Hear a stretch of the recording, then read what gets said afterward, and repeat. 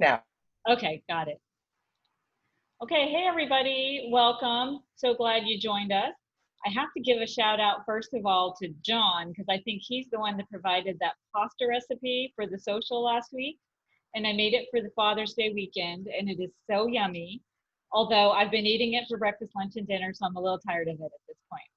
But it was really good, so thank you for that great recipe. I didn't try the cucumber strawberry one yet, but maybe I'm going to try that this weekend. So that is one thing I just love trying new recipes. So that was a really great idea. Thank you. So today I think I picked brain health because it seems like it's come up on a number of calls I've been on. People are like interested in the brain. I think Dr. Lopez has been talking about the brain.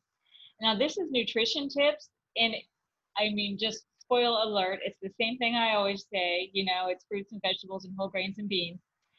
But there is a little tweak to it because I'm really presenting what the research is. And there hasn't yet been a great study on whole food plant-based diets and treating or reversing or preventing Alzheimer's, although one's coming. So I'll have a slide on that. So the diet that if you go to alzheimers.org, that one they recommend and the one you'll hear about all the time is this mind diet. And I'll show you that, but I just want to give you a heads up. It does include a little chicken and fish. Just because we haven't done the study yet, I still think whole food plant-based is the way to go. And I'll show you some specific foods that they have taken a look at too. But I just wanted to give a heads up like, oh my gosh, now she says we can eat chicken and fish. That's not what I'm thinking. I just have to present what the studies have shown mostly. So just some little brain health facts. This is from alzheimers.org. And if you're interested in brain health or concerned about brain health, it is a particular passion of mine. My dad had dementia. He never got super bad before he died, but he had issues. And so it is something that I really believe in, and I think we can treat it with a knife and fork like we do other diseases. But if you go to alzheimers.org, they have some really great resources there. And they have a great thing that is like how the brain works, and it's these little slides that show you pictures of the brain, and I love that too. But these are just some facts from them that Alzheimer's is the 6th leading cause of death in the United States. We all know heart disease is number one, but I'm going to actually skip to the third one. Deaths from heart disease have gone down 7.8% between 2000 and 2018. Yay. But deaths from Alzheimer's have gone up 146%. I mean, that is huge. 1 in 3 seniors will die with Alzheimer's or dementia. So dementia is the big umbrella of brain diseases, and then Alzheimer's happens to be one of them. It's more than the death. Seniors will die more from Alzheimer's than breast cancer or prostate cancer combined. And the cost of this is huge. In 2020 alone, they estimate that it will be about $305 billion to treat this. So it's treating it medically, it's treating it for caregivers. It costs, in case you haven't had to do this, if you're like looking for somewhere for your parents to go or your mom or dad who has dementia, it is astronomically expensive to have memory care. By 2050, at the current pace of Alzheimer's growth, the costs are expected to be over 1 trillion. So that is just going to hit us hard medically. So the thing is, since it's known that once a person has developed Alzheimer's disease, there's not a lot that can be done.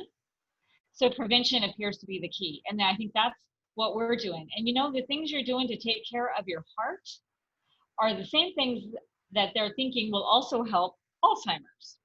So there's just some little things and if you go onto the alzheimers.org website, you'll see lots of pictures like this. But some of the key things in Alzheimer's are these plaques that happen to build up. So you'll hear words like beta amyloid. They build up in the spaces in your brain in between the nerves. And then they get in these little tangles. So that's the thing that is diagnostic, I guess. If we were to do an autopsy, you see these tangles, these twisted little fibers with these proteins called taus. So TAU, it rhymes with wow, that build up inside the cell. So these little pictures, you see it when you have Alzheimer's, your brain also shrinks. And then you can see the picture and the one on the right that we've got, it shows the shrunken brain on the man, but then it shows the plaque buildup and then the little tangles that seem to be indicative of Alzheimer's. So thinking of plaque, we all know we're fighting plaque in our arteries. So when we fight our plaque in our arteries, we're fighting the plaque in our brain too. So, and I have a slide at the very end that shows some other things that are not necessarily nutrition related that we have to do. I'm sorry, I don't know why my phone rings every time I get on this call. So modifiable risk factors for dementia or Alzheimer's is hypertension, diabetes, and obesity. Those are what I'm going to focus on the most. Because the other ones I know are being dealt with in other areas of speakers and people who you all are working with. But of course, no smoking, cognitive inactivity, and that's also kind of low education. Somebody's actually leaving me a message. I can't even believe it. So sorry about that, you guys. It could be, you know, sometimes Donald Trump calls me and lots of famous people call and leave messages. So cognitive inactivity also means that we need to challenge our brain. And so it's not just regurgitating things, because I was like, oh, if I do crossword puzzles, I'll be okay. But that's more regurgitating. It's learning new things. It is, you know, learning a language, learning an instrument that tends to help with those connections in our brain. Physical inactivity, you guys got that one covered. Social isolation, you guys got that covered when we can all be together, and you're doing a great job via Zoom during this time. Depression, hearing loss, all seem to be risk factors for dementia and Alzheimer's that we can do something about. So I'm going to focus on the nutrition related ones. But all of these are associated with progressive cognitive decline and Alzheimer's. So I'm taking diabetes first. And so if diabetes is a risk factor, and if we have pre-diabetes, that means we're heading towards diabetes. So there's a test you can take on the CDC. If you go on the website and you see these slides, which Linda will probably do, you'll see the little link. I was going to do it here together, but I don't know, I don't want to take time, but you can do it. What it does basically is it asks you certain questions. Are you male or female? How tall are you? What weight group are you in? Different things about your health. And it's very short. It takes like 2 minutes. And then it gives you a calculation of what your risk is. When I just did it yesterday, like I was 4 out of 10. So that made me low risk. And I was a little offended that I even was 4.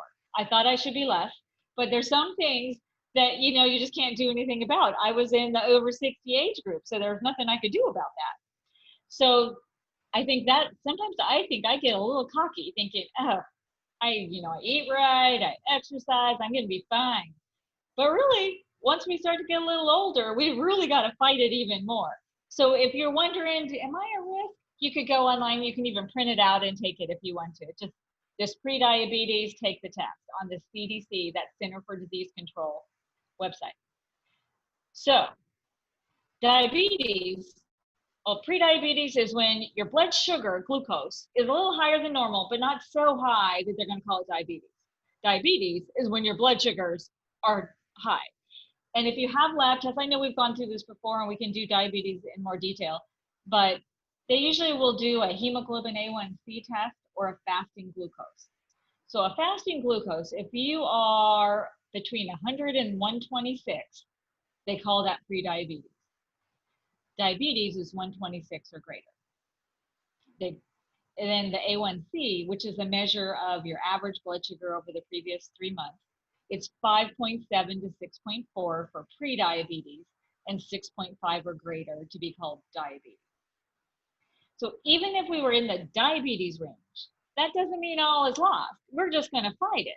So if we prevent diabetes or control the diabetes that we have, it's going to lower our risk for heart attack, stroke, blindness, kidney failure, and now based on kind of the newer research, it can also help maybe improve our brain health. So we've got to get that diabetes under control. Sometimes I think somebody says, oh, I got diabetes, I'm kind of worried about my feet, I'm going to lose my feet. It's also brain health that we need to worry about. So if we get that under control, that might help. So there are risk factors associated with diabetes, and you're going to recognize these on a few other slides too. There's some non-modifiable, meaning nothing we can do about it, family history, ethnicities, and there's certain ethnicities, people of color in particular, that have a higher risk of developing diabetes. And then older age, which is over 45, which I don't know about you, but I don't think that's all that old. But now that seems to be associated with it. What we can do something about are very similar to the ones we can do something about for our brain health. Watching what? Oh, can I ask a question, or do you want me to wait? Why don't we wait? Why Okay. don't we wait? Okay. Okay. I got to remember High blood pressure, or if you have a history of heart disease or stroke, physical inactivity, again, you guys got that covered. History of gestational diabetes, which is a type of diabetes that you get just during pregnancy and it generally goes away. But what they're finding is that even though it generally goes away, it really increases your risk of developing diabetes down the road. Polycystic ovary syndrome, also called PCOS, is associated with diabetes. It of course happens among women. It doesn't necessarily mean we have all these cysts. It's in signs of insulin resistance. If we have a low HDL, remember that's the good, healthy, happy one. That's a risk factor. High triglycerides are a risk factor. And this last one, acanthosis nigricans, it is a sign of insulin resistance. And what it is like dark skin that kind of changes texture, and it's often around the neck or armpits. People will say, I just scrub, and it doesn't come off. It's just colored skin. And so that's a sign of insulin resistance. So these are all things we can do something about. Everything you're working on every day is fighting insulin resistance. So if you have prediabetes, let's say you have it, or you do that calculation and you're at high risk, we got to make sure we're working on our exercise and our weight. Those are really the two biggest things. Those are the two biggest risk factors. Now the guidelines say increase your activity to at least 30 minutes, 5 days a week. And I would make an underline at least. Sometimes up to 60 minutes or more is even better. And one of the studies showed that when people did about 15 minutes of activity after every meal, people who had prediabetes, it reduced their risk and lowered their A1C even more than somebody who did this 30 minutes all in a row, because it has to do with the timing of your food.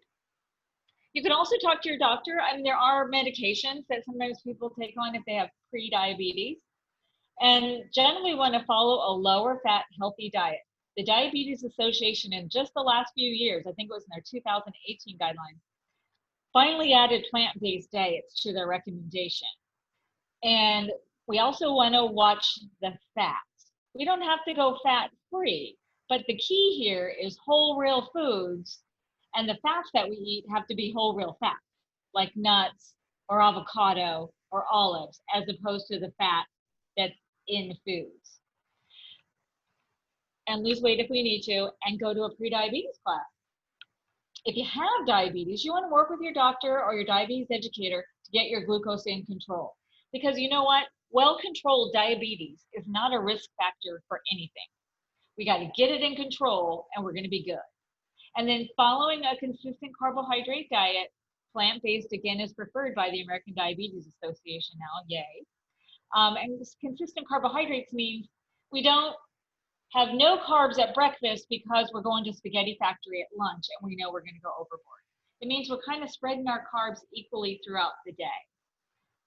Exercise again, at least 30 minutes, and I would say more is better. And ask for a referral. If you have not talked to somebody about your diabetes for a while, ask for a referral to meet with a diabetes educator. And I think it's on my next slide, yeah. If you belong to any of the health systems in our area, they all have fabulous diabetes programs. So there's generally you call Kaiser. Kaiser was the only one I couldn't find a specific number on, And I think that was because they do individual things at different sites. But like if you're going to UC Davis, as many of you might, you know, they have a great program. They call it HME, Health Management and Education. They have diabetes classes, pre-diabetes classes. They got all kinds of stuff. I work at Sutter. We have a great program too. Dignity, I know people who work there. They have a great program. And Kaiser, I know people who work there too. They all do a really good job. And you know, if you do have diabetes, you get, per Medicare guidelines, about 4 hours of education every year. So go ahead and spend that. That would be covered by most any Medicare program. And you can just go in just for a little reminder. Sometimes we just need a little kick in the butt and say, oh yeah, I remember I have diabetes. Okay, so that's diabetes. So for brain health, we want to get our diabetes under control.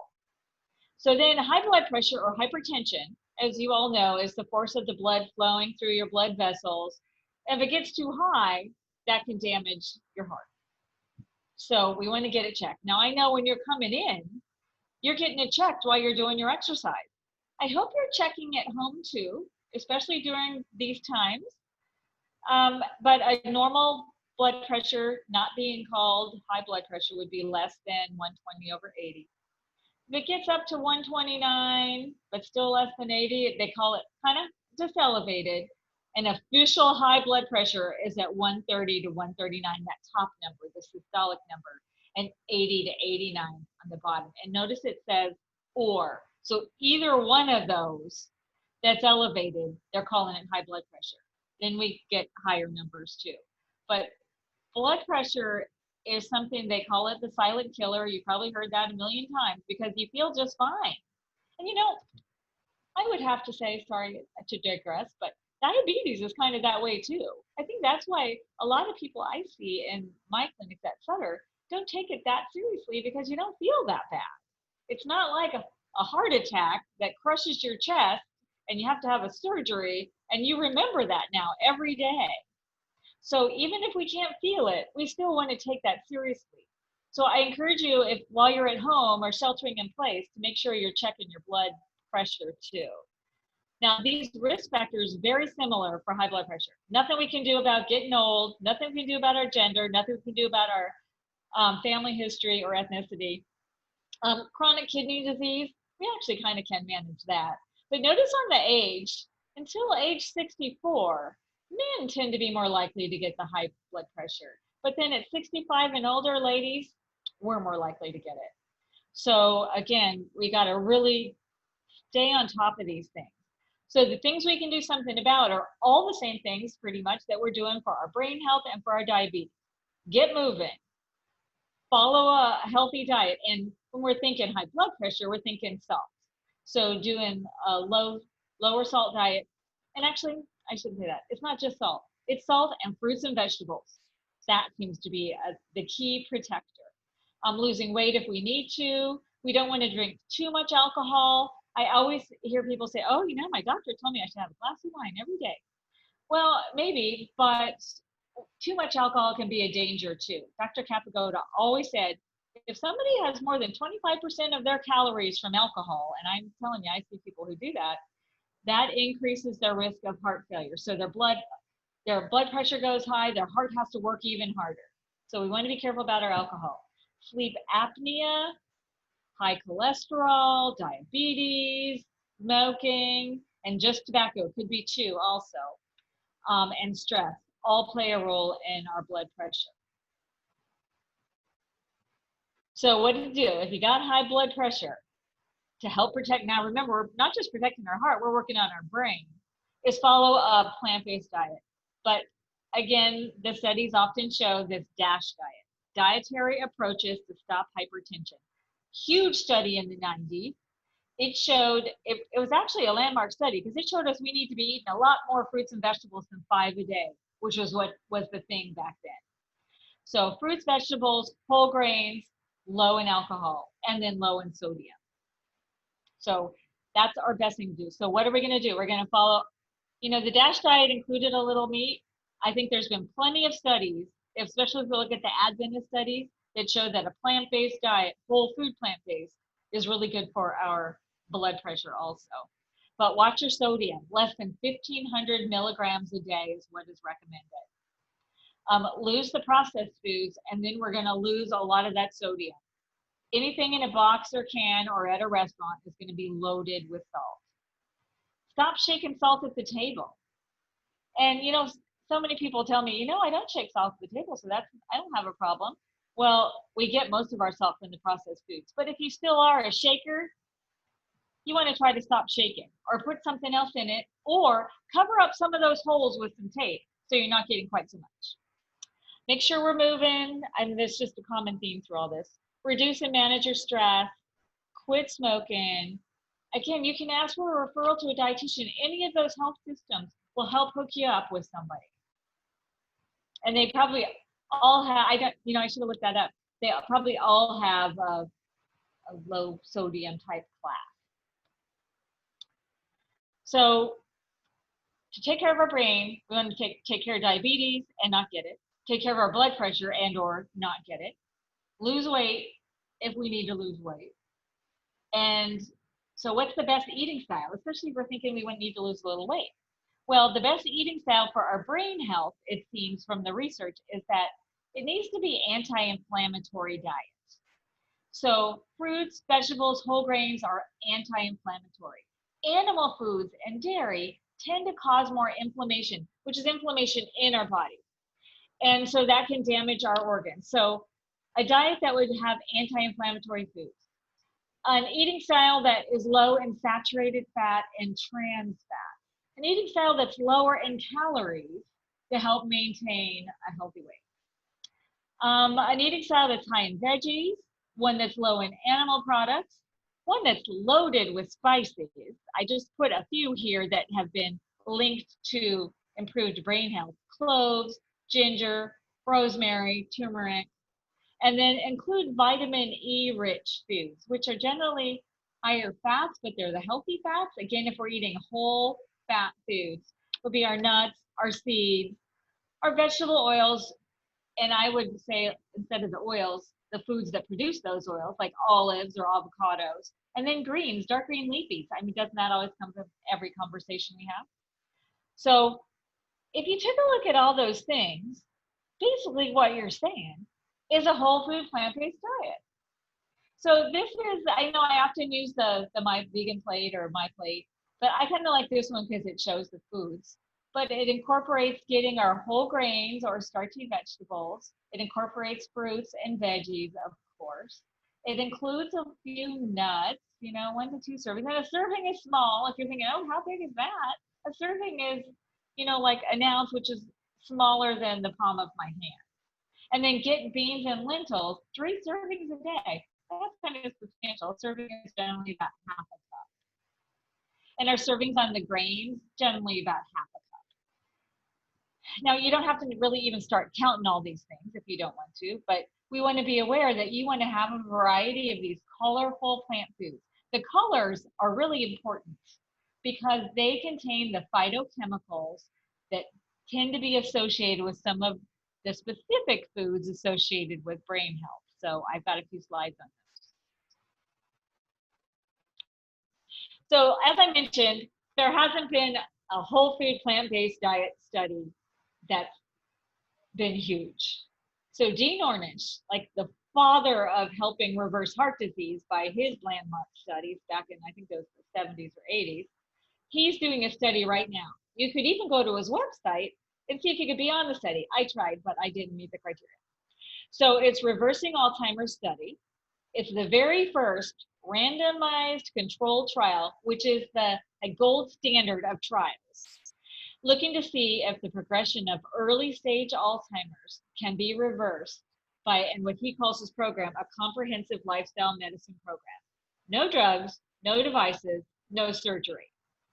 His little mantra is eat well, love more, stress less, move more. And this is very similar to what he did for heart disease reversal too. It was a whole program incorporating a lifestyle, not just food. So what it incorporates here is whole foods, plant-based, it's low fat and low sugar, plus some moderate activity, plus some stress management that includes meditation, plus psychosocial support. So they're just gathering people for this studies now. You have to be near the Bay Area to be in this study. That's where he's at. And the whole COVID thing put a lot of studies on hold, but I think they still are gathering people. I don't think they've started the intervention yet. But this will be an intervention study, meaning they're going to apply this whole food plant-based diet and these other lifestyle activities to see if there's improvement. So hopefully we'll be seeing some results on that. These studies are very, very expensive and just take years. But I think we know enough about plant-based to know it's probably going to be really good. But the study that has been done and has had some really good results is this MIND diet. And you might have heard about it. I read about it all the time. It's as common as the DASH diet these days. And so it's a combination of the Mediterranean diet, which I think we all know is like fruits and vegetables, small amount of meat, includes some wine, so people really love that. And then the DASH diet, which is fruits and vegetables and whole grains and low sodium. So it's MIND stands for Mediterranean DASH, intervention for neurodegenerative delay. So again, this was an intervention study, which is a good type of study. It was in 2015. They found that people who followed this MIND diet had a lower risk of Alzheimer's. 53% who really strictly followed the diet. 53% lower risk, in the people who really strictly followed it. But what I thought was interesting, even if you were kind of haphazard about following it, 35% lower risk too. So basically, it's a whole food diet with a little fish and chicken. But what we got rid of, and this is common in any meal plan you hear about these days, is no more processed foods. So if that's all we get out of all the talks you listen to with us, or what you read about, is cut out processed food, that's the best thing we could do, is take away that junk food. And some of us, I don't know about you, I was kind of raised on Hamburger Helper and rice-a-roni. So we got to get rid of the processed stuff. Eat whole real foods, not foods that came from a plant. So here's more specifics on this MIND diet. And they utilize foods that have been associated with improved brain health, with helping to decrease that plaque, with helping to decrease those tangles. So at least 3 servings of whole grains a day. And remember, our whole grains, I'll have a slide on it, are intact whole grains as much as possible. At least 1 dark green salad a day and 1 other vegetable. I think that's super low. I think we can do way better than that, but that's what they did on the study. Berries at least twice a week. And right now the berries are so excellent. Nuts, a little serving of nuts, 1 ounce. Remember, it's smaller than the palm of my hand every day. Beans or legumes at least every other day. I love that. This is what I don't love, sorry, but I got to report it because it's what the study did. Poultry at least twice a week, fish at least once a week. And then a glass of red wine every day. There's the Mediterranean part of it. I know a lot of us are really into that. But if you don't drink alcohol, you don't have to take up alcohol. You could do it, it says here purple grape juice would work, but you could also just do grapes. Grapes would be fine. We don't have to drink that glass of wine every day. Now, the things that we're going to go easy on is no more than 1 tablespoon a day of butter or margarine. They recommend choosing olive oil instead. That would be the Mediterranean theme of it. And only once a week, cheese, fried foods, or fast foods. And then pastries and sweets, less than 5 times a week, which I've got to say is very generous. I wouldn't say that if it was my diet, but that's what they found out. And you know what? I think, especially for people who aren't totally ready for the whole food plant-based diet, this might not be bad. This is kind of a good compromise. So if you're saying, yeah, I hear you, I've been listening to you, Debbie, all these years, I'm not ready to do that. Okay, then at least limit your chicken to twice a week and fish at least once a week. That might be a good compromise. Okay, so that was the MIND diet. If you look up anything and say, how should I eat for Alzheimer's? It always comes up with MIND, because that was a huge study. I can't wait till this whole food study comes out, because I bet it's going to be just knock it socks off. That's what I'm hoping. But they've also looked at specific foods. Now, the trouble with the specific foods is in almost every single one of them, the studies have been conflicting. So one study will say yes to something, one study will say no different. So, but just a few things that I think we could just incorporate, just in case it's okay, you know, would be curcumin, which is part of turmeric. We've talked about turmeric before. It's an antioxidant, it's anti-inflammatory, it's antibacterial, and you know, I didn't put it up here, but it's also anti-cancer. But the results have been kind of conflicting, but we have found positive things on this turmeric in particular for our heart health. And so it's not a bad idea to use it. Now, if you don't know, it's often in Indian foods or Middle Eastern foods. I have a little shaker that one of the guys in your program taught me about. And in my shaker, I have a third black pepper, a third garlic powder, and a third turmeric. And I shake it on everything. So, what the heck? You know, it's not going to hurt anything. Then there's flavonoids. Now, remember in our plants, we have these things called plant chemicals or phytochemicals. Flavonoids are one of those. And they're often in our colorful fruits and vegetables, and also in our chocolate, which I know some of us will love that idea. So they act as antioxidants. So blueberries happen to be a big one, and our other berries too, they're called anthocyanins. All these have fancy names. But it seems like also in cocoa, seem to have been associated with improved brain health. And the improvements in brain health are varying. It could be because they help to decrease oxidative stress in our brain. They might help to decrease those tangles or decrease the plaque. They all have different kind of focuses. Now, caffeine, which I'm hoping we find is helpful, could reverse cognitive impairment and lower brain. Remember those plaques were beta amyloid, but this was only in mice. So the human studies haven't necessarily shown that it's great, but caffeine has been shown positive also in other things like diabetes. So I'm hoping that it's helpful. Here's another phytochemical, resveratrol.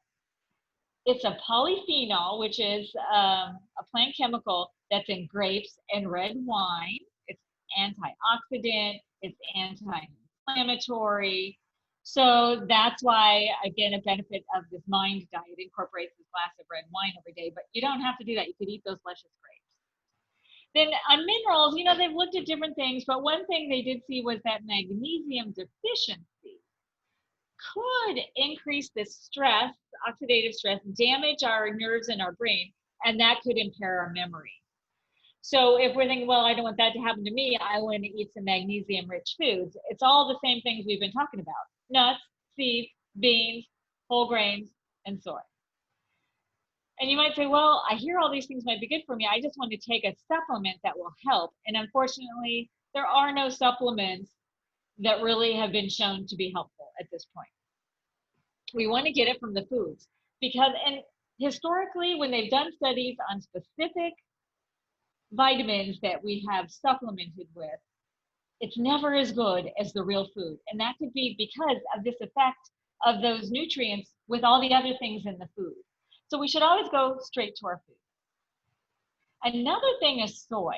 Previous studies have had kind of conflicting results, so people really weren't sure. In fact, there was a study, it was done in Hawaii, and I can't remember what year it was, but it showed, it was Hawaiian men, it showed like that their brains shrank when they had too much soy. Everybody seems to bring that one up to me. But there was a new study in 2020 that found that these soy isoflavones, those are the phytochemicals that are in soy, tend to improve overall cognitive function and memory. And what I loved about that study is it discounted and kind of took away those previous results from that Hawaiian study. It proved them wrong. Now, this is still just one study. We haven't done anything huge, but it does seem to be leaning that way. And as we all know too, soy can be beneficial to lower our cholesterol and improve our heart health. It's not as much the isoflavones as that soy protein, though. So those of us who are a little bit leery of soy, we might want to reinvent that or, add it back into our diet. Now, I put here some specific soy things because it's not soy products, just like it's not food products we want to eat. We want to eat whole real food. So the most unprocessed of our soy. It's going to go straight to the soybean. You see the edamame there. And then they take that and they make it into maybe tofu or tempeh, which is that kind of ugly blocky thing there on the right. That is a fermented soy, and it ferments and puts it into a little cake. And then we've got soy milk. So those are kind of the first line of soy foods that have the least processing. When you get into veggie burgers that are made with soy and stuff, you know, those are not quite, you lose some of the benefits. You lose those isoflavones. Okay, so basically, what do we want to do? Well, we want to eat vegetables. Same thing I always say. You know, here they recommend at least 3 to 5 servings per day. That Mind diet only did a few servings, I know, but I think we should be having a lot more. And make it routine. Have veggies at lunch and dinner. And you know what? I encourage you, and more power to you, if you can get veggies at breakfast. And I know some of you do, putting it in your tofu scramble, or if you're still eating eggs or egg whites, you're putting it in that, or we could put it in our smoothie. So have some veggies for breakfast too. And fruit, have 2 to 4 servings per day. You know, to me, fruit is so yummy and sweet. I just love it. And I'm always so surprised when people don't eat fruit. And one thing I want to say, if you have diabetes or prediabetes, people might have scared you off fruits. And really, it's not the carbs that are the problem in the diabetes, it's the type of carb. So if we're eating whole real foods, that would be our vegetables or our fruits or intact whole grains, our blood sugar is not going to go up nearly as much as if we ate a popsicle, let's say, something made from fruit. So get some fruits in every day, get our whole grains in every day. Now, a serving size, generally we think of, I compare it all to a piece of bread, but that's kind of a processed whole grain. Bread's fine. But, you know, if we're going to go super whole grain, we want to go intact whole grains, like the things you see these pictures up here. Wild rice, barley, quinoa. I can't even tell, I think some of that might be amaranth, or I can't even tell what it all is, brown rice. But eat the grain as it grew, as much as possible, not something that they turned into something else. Oh, I went backwards, sorry. And then gotta be careful about our fats. So we want to get rid of, I know you guys are already doing that. Get rid of those saturated fats and trans fats. And then choose healthy fats. And I would encourage you to go less on the oil. And I think you guys are already been trained on that. Not so much the oil as the whole real thing. Some nuts, some seeds, some avocado, some olives. But I got to say, because that's what the study was, the Mediterranean diet is pretty liberal with the olive oil. But I would go with the whole real deal. Stay hydrated by getting rid of the high sugar, high salt, caffeinated beverages. Now, again, like I said, I'm hoping caffeine is going to be okay for us. A little is fine. But we want to get rid of really the processed drinks, the Starbucks, the sodas, you know, alcohol only in moderation. And replace those with water, decaf tea. And you know, one thing about the caffeine, to get the most nutrients out of our foods, we don't want to have the caffeine with a meal. So if you do love caffeine, you like tea, I mean, I'm always drinking tea when you're seeing me. Don't drink it with a meal, drink it in between, because the stuff and the teas, the tannins and the oxalates will prevent us from getting all those nutrients out of our food. So save it for in between meals. There you have that. So basically here it is. Eating for our brain health. Green leafies and other vegetables too. Berries and other fruits. Nuts and seeds. Whole, I should put intact grains here as much as possible. Beans and lentils. Use healthy fats in moderation. I should have changed this to nuts and seeds and all those because it was already on here. But a little olive oil, but just a very, very little. And if you must, and you're still eating these things, fish and lean poultry, but very limited amounts. But really, plant foods are preferred. And there have been plenty of studies that show plant foods are good, even for brain health. They just haven't been huge studies. They haven't been these landmark studies like that Mind diet or the DASH diet. And eat less often red meats, and I would add here processed red meats. I heard somebody say once that red meats will kill you and processed red meats will just kill you faster. So stay away from them. Stay away from your butter and stick margarine. Stay away from cheese. Stay away from pastries and sweets. Stay away from fried foods. Alcohol, you know, to be fair for brain health, sometimes goes on the other side too. but in moderation. And then I got this from the Alzheimer's Association, and I kind of liked it because it was these 10 ways to love your brain. It wasn't just about the food. And these are things that I'm just so impressed by you all, because you all are doing all these things. So break a sweat, of course, exercise. Hit the books, learn something new. Butt out means don't smoke. Follow your heart, which means if you're taking care of your heart, your brain just might follow right along. Heads up, meaning avoid head injuries, because people who have consistent concussions or head injuries are much higher risk. Fuel up right, so like what we talked about, whole foods, plant-based, whole grains. Catch some of these. Sleep does seem to be important. We want to be getting at least 7 to 9 hours of sleep a day. Take care of your mental health. That means working on your stress management, or if we're depressed, we need to get help for it, or we need to reach out. Buddy up, so we don't want to have social isolation. And then stump yourself. So challenge your mind. Do things that are going to be a challenge for you. And I know you all do that. I see you guys working on those puzzles. I'm working on a new one right now that's a round puzzle. It's making me crazy. Okay, so that's all. Thank you. I'm afraid nothing new, but I think it just goes to show why we're doing what we're doing, and it's going to pay off. So I know we had a question. Paul, you had a question? I'm going to stop sharing. Yeah. Yeah. I was trying to look at my question. So occasionally absent-mindedness, or like you go in the room and you forgot what you were getting. That's kind of normal, isn't it? Yes, it is. Yeah. So Paul's saying, I forget my keys. Is that because all of us panic? I do. Every time I do, I think, oh my gosh, this is the start. I forgot my keys. I forgot a word. And that is really normal. And if you go on their website, the Alzheimer's website, they actually have kind of a good distinction between the two. Some it's just, getting a little older, it happens, or we have too many things on our brain. But somebody described it to me as, there's one thing getting the keys, but the problem is when you forget what to do with a key. You don't know what a key is. That's the real thing. But that website has a lot of distinction. So that's a good question, Paul.